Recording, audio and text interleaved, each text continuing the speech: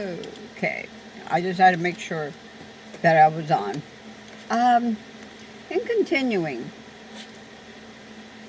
the subject matter that I sent out this morning. You know, I definitely recommend a lot of research. But to be also honest is that you never know what you really need. You never know what to really do until you are out there. When you decide that you have learned a lot and you're ready to go out and conquer the world, well, the first few weeks you start getting an idea of, oh, maybe I should have brought that, or, ah, darn, I got too much now. I don't even know what to do with all that I have. Or, oh my gosh, why did I ever take off to do this? Why did I ever decide to do it? There's many questions that we ask ourselves once we're out there. There was times when I first started this that I was ready to say, that's it, I quit, I'm going back home. You don't have the conveniences that you do at home. You don't have the electric, you don't have the water, you don't have the sewage. There's a lot of things that we do without when we're doing this lifestyle. But as we go on, we could gather a porta potty. Oops, flies, they're driving me crazy. It's kind of rained a little bit here, but it blew pretty good too, though. Wow, but it's supposed to be more rain, so I may as well get used to it. It'll clean off my van a little bit because the road I come down with, it's so dusty. I mean, your vehicle looks white compared to what color it really is. But anyway, you just cannot go out there without no resources whatsoever. And by that, I don't mean only material resources, but knowledge. And that is something that is most important. You have to make a decision. Do you go out there with a gun, or with mace, or any other type of protective item? Or do you just go out there? Well, like I said, once you're out there a couple of weeks, you'll know what you need, what you don't need, and what you wish you had thought about. Because even when you do research, you've got so much going on in your head. You hear this from this person, that from that person, this from me, this from someone else on YouTube. You really don't know what to do until you know what you need. I have my porta potty. I have my weapon. I have several weapons, different types of. I've got water, which is sometimes hard to come by. It really is. So that's something you really got to think ahead. Where can you get water at? Then you got to think of the places that you're going to stay. Where are you going to stay? Where are you going to camp at? Are you going to a national forest? Are you going into the desert? Are you going into the beach?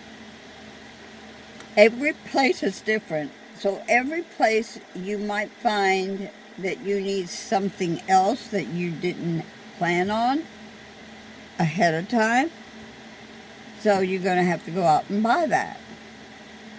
I would not live in the desert unless I had some kind of cover, because the van isn't enough. I mean, you need some kind of shading, because the desert is nothing but hot, hot, hot. And it's very chilly at night, so you need that blanket too.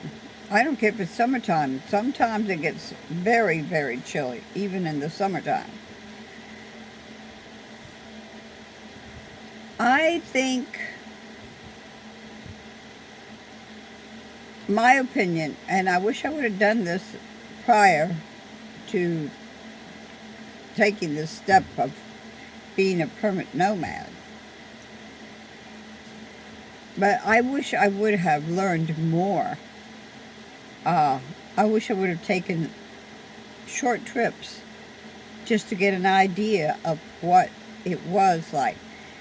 I should have gone into a forest, a desert, and a beach in that time span, so that I would know what each of them entailed, what dangers there is in each of them. And there is danger at times, there really is. I mean, I have not really encountered it, but I have heard some of the people that have. There's bear country. There's places where there are coyotes, an abundance of them. There are places that weather will make a difference, whether you're able to stay there or not. There's just so many things. I mean, I can't think of all of it. Eventually a little bit comes out, and sometimes I'll let you all know, or I'll forget before I even get to the video. But you need to trust your instincts, number one. Always listen to your instincts, because they rarely ever fail you.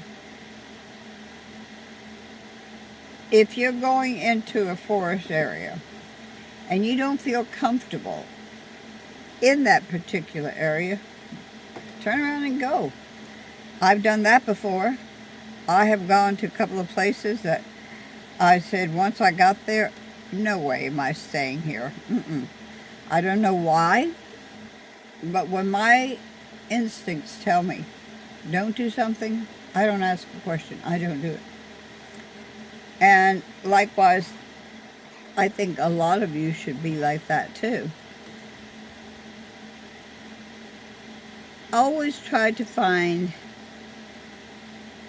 a source of food close by.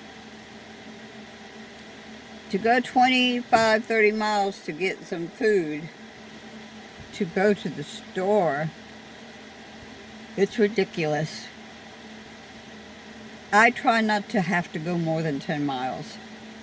I have had to go further before, but I try not to.